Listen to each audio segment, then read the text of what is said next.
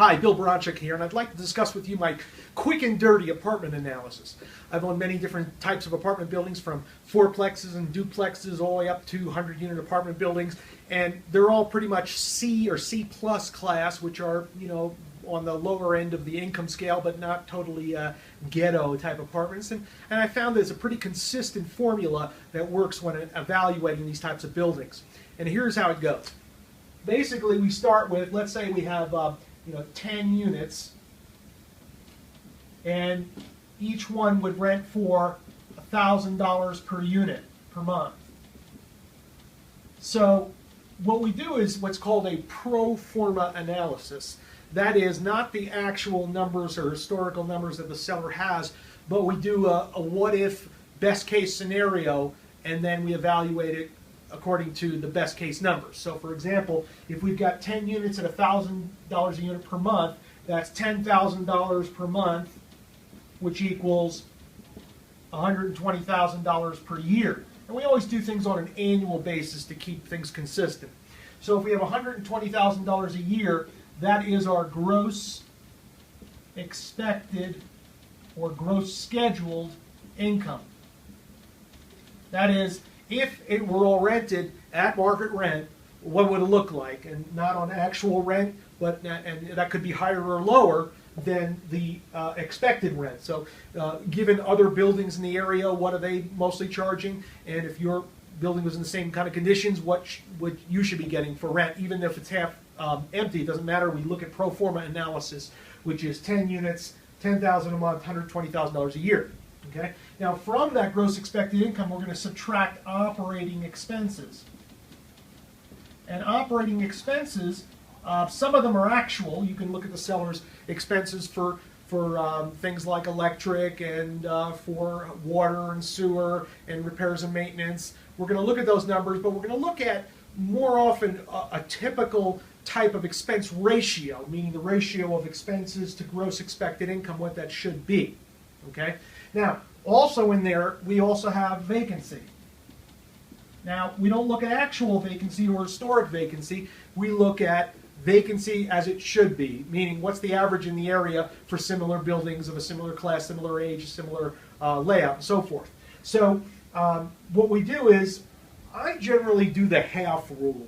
My experiences have been with, a 10, 20, 30-unit apartment building in a C-class neighborhood. Typically, your operating expenses and vacancy are going to be about 50% of this number right there, the gross expected income. Give or take, of course.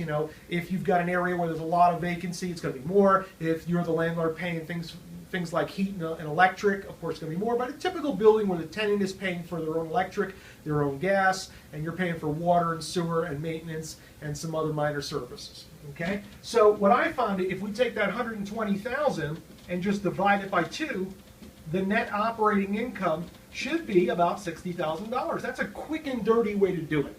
So if the seller says, okay, I've got 10 units and each one is about $1,000 a month, then your net operating income is about $60,000 right off the bat, just as a ballpark, quick and dirty method.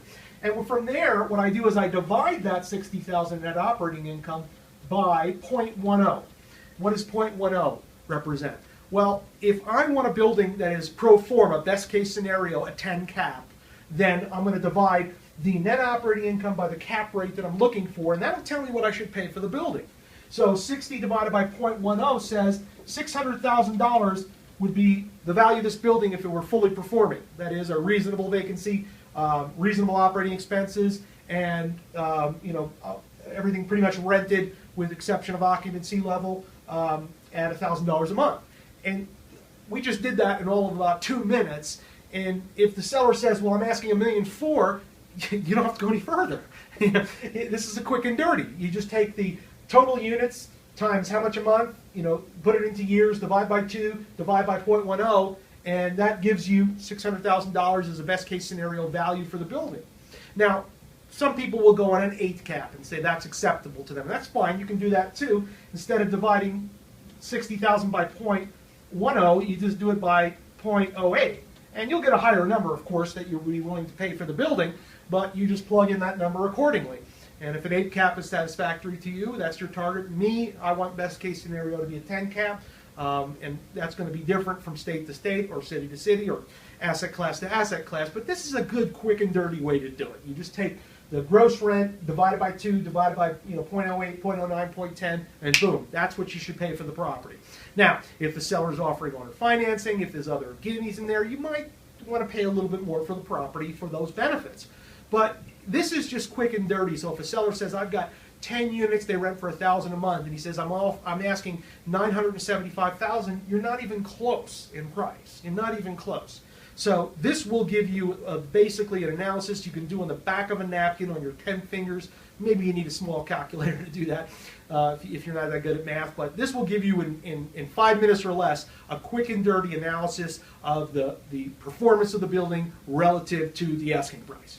I hope you've enjoyed this little session on the quick and dirty of investing in apartment buildings and how to get a quick analysis of what you should pay for the property.